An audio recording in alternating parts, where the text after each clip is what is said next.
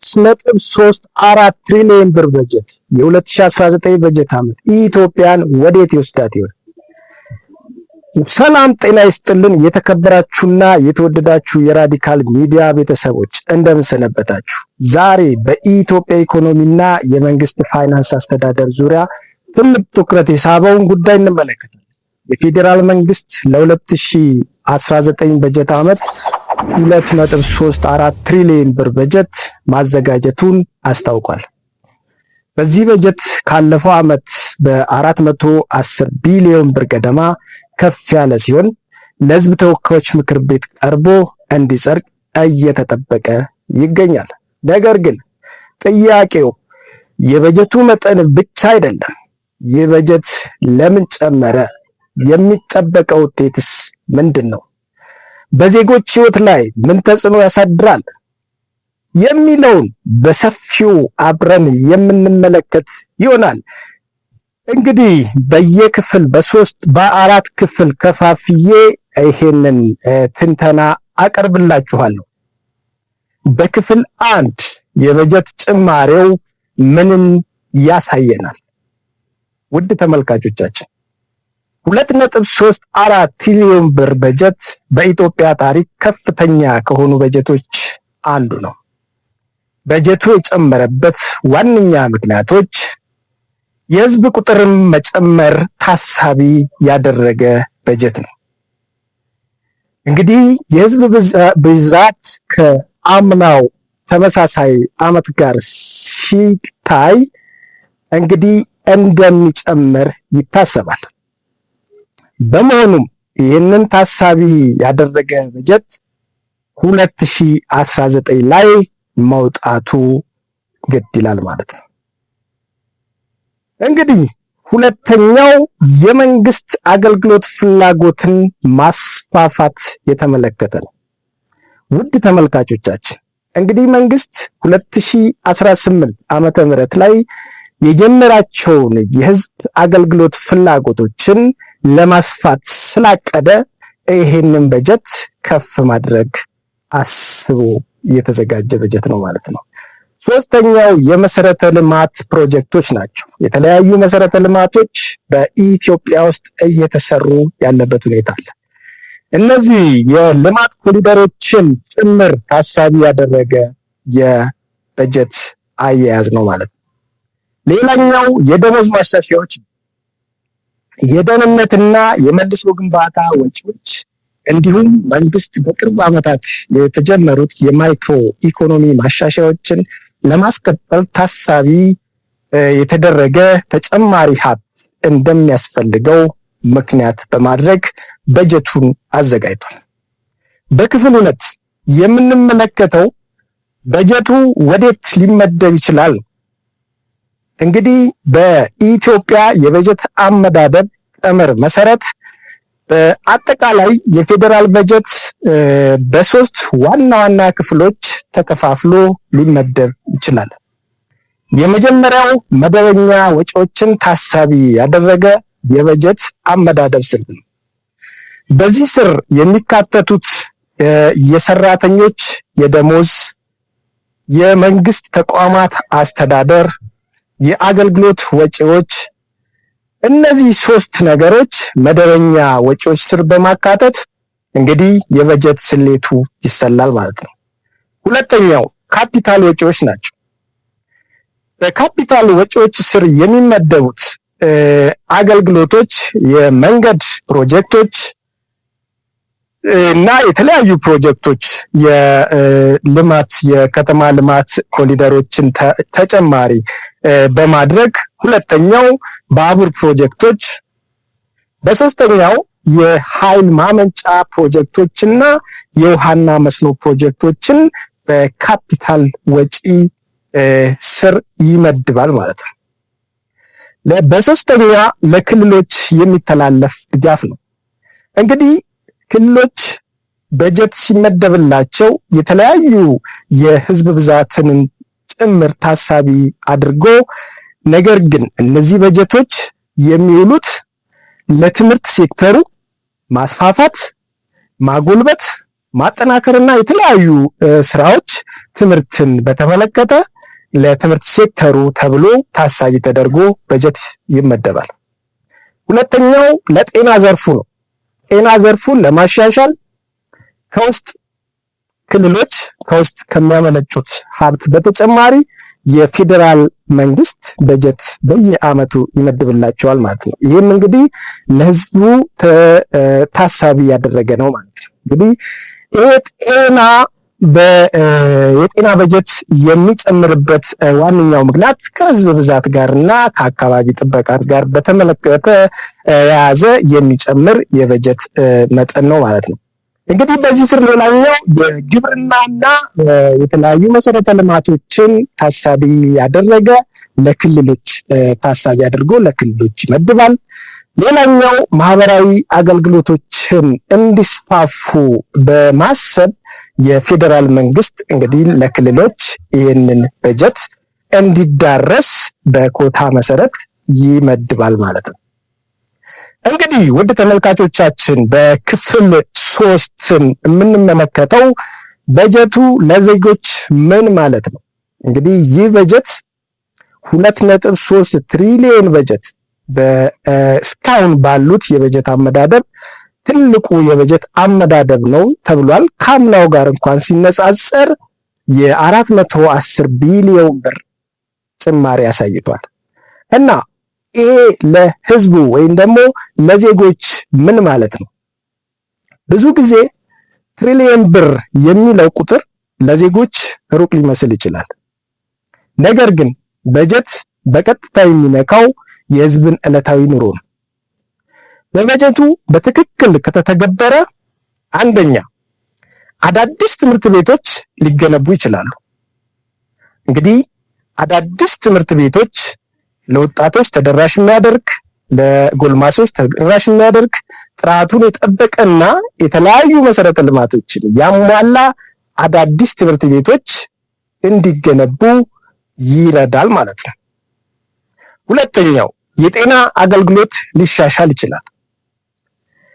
የተለያዩ የጤና አገልግሎቶች በክልሎች በከተሞችና በተለያዩ የማህበረሰብ ባሉበት አካባቢ ተደራሽ እንዲሆን እንግዲህ በጀት ይመደባል ማለት ነው። ጥራቱን ጠብቆ ተደራሽነቱንም ያስፋፋል ማለት ነው። በጀት ከፍ ባለ ቁጥር ጤናችን በጤና አገልግሎት ስር ጤናዎች መሰረተ ልማቶች ሊሻሻሉ ይችላሉ ማለት ነው። ሌላኛው የመንገድና መሰረተ ልማት ፕሮጀክቶች ሊፋጠኑ ይችላሉ።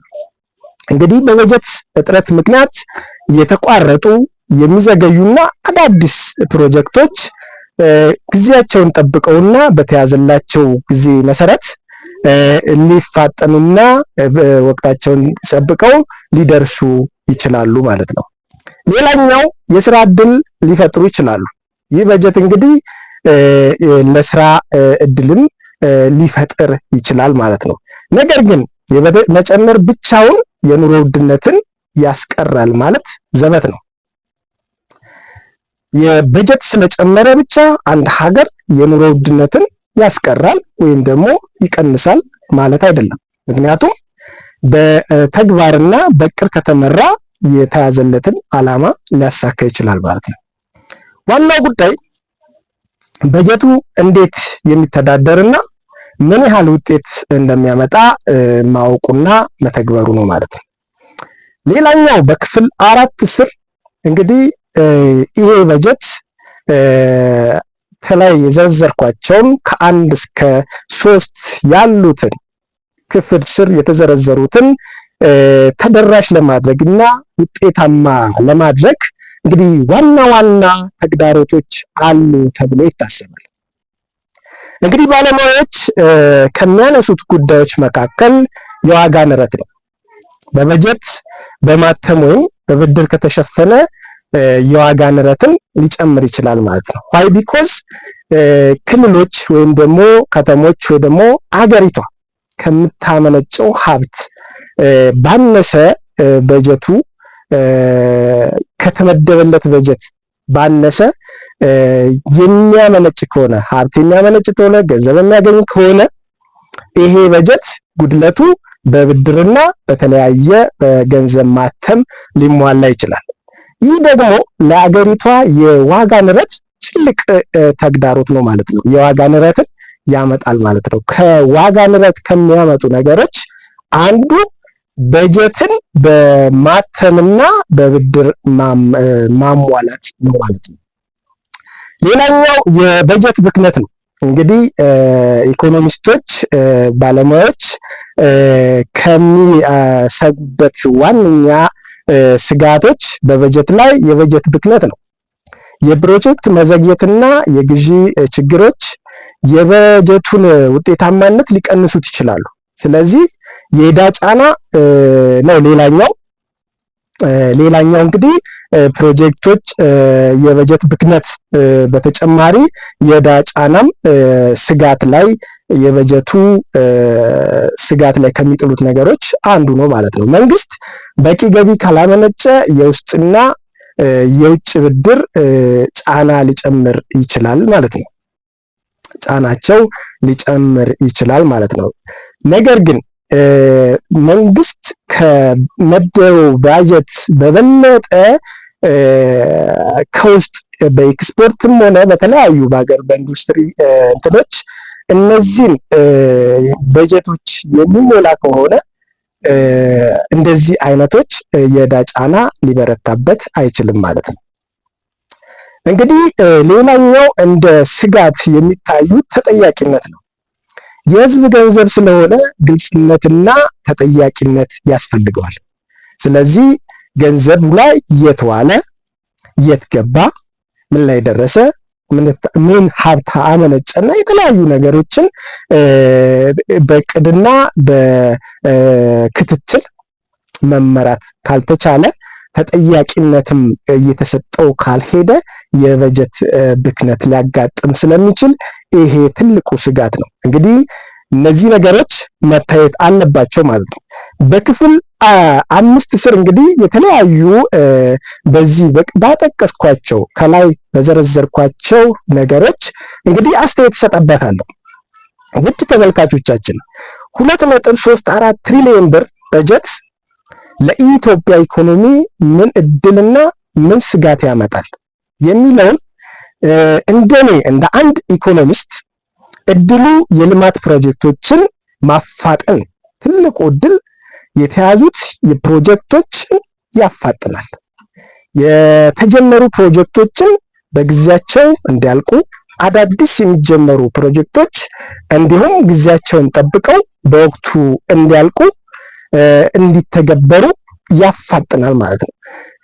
ስጋት ብዬ ያስኩት ደግሞ በጀቱ በምርታማ ዘርፎች ካልተጠቀመ የዋጋ ንረትንና የፋይናንስ ጫናን ሊጨምር ይችላል።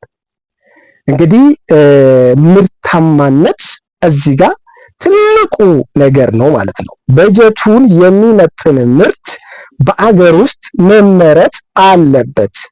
በጀቱ በገንዘብ ማተምና በብድር የሚሸፈን ከሆነ አሁንም የዋጋ ንረትን በፋይናንሱ ላይ ጫና ያመጣል ማለት ነው። ይሄ የዋጋ ንረት ደግሞ እንደሚታወቀው በማህበረሰቡ ላይ በህዝቡ ላይ ትልቅ የሆነ ጫና ያመጣል። የገንዘብ የመግዛት አቅም ያንሳል። እንዲሁም ዜጎች ባላቸው ገንዘብ አሁን በሚኖሩበት አይነት ኑሮ ላይኖሩ ይችላሉ ማለት ነው።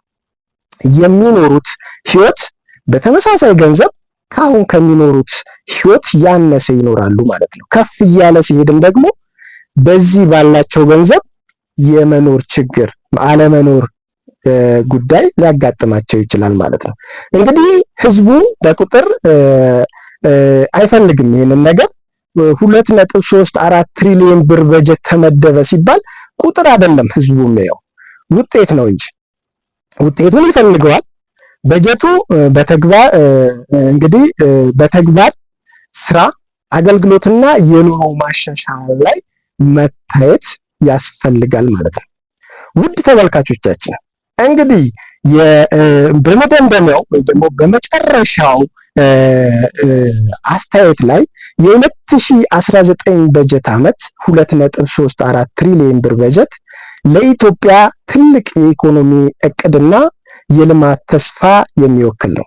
ሆኖም የበጀቱ ስኬት የሚለካው በመጠን ሳይሆን በሚያመጣው ውጤት በመሆኑ በጀቱ የስራ ዕድል ይፈጥራልን ወይስ አይፈጥርም? የኑሮ ውድነትን ያቀልላልንስ ወይስ ያባብሳል? የመሰረተ ልማት ፕሮጀክቶችን ያፋጥናልን ወይስ ያዘገያልን?